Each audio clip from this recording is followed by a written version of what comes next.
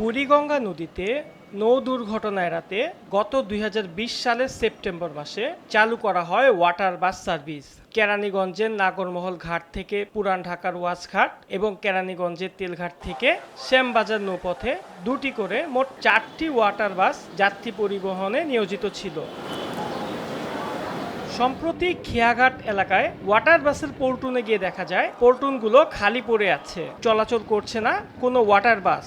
পাশেই বাদামতুলি স্টিমার ঘাটে জরাজীর্ণ অবস্থায় বাঁধা রয়েছে ওয়াটার বাসগুলো। খোঁজ নিয়ে জানা যায় গত অর্থ বছরে ওয়াটার বাস সেবার ইজারা নিয়েছিলেন শ্রমিক লীগের নেতা মোহাম্মদ মিন্টু।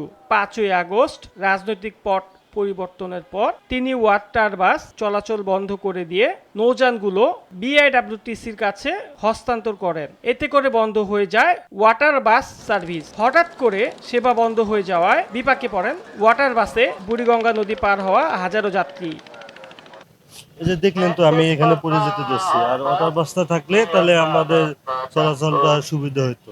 মেদিনী ওপার নদী পারাপারে ওয়াটার বাস হলে ভালো হয়, নিরাপত্তা।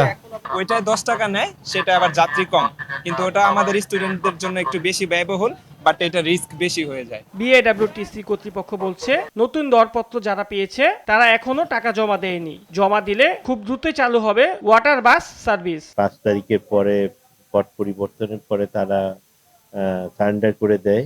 নতুন চার্টারার নিয়োগ প্রক্রিয়ায় শুরু করি এবং সেখানে আমরা যাদেরকে চার্টারে কৃতকার্য হয় তাদেরকে আমরা অলরেডি নোয়া ইস্যু করা হয়।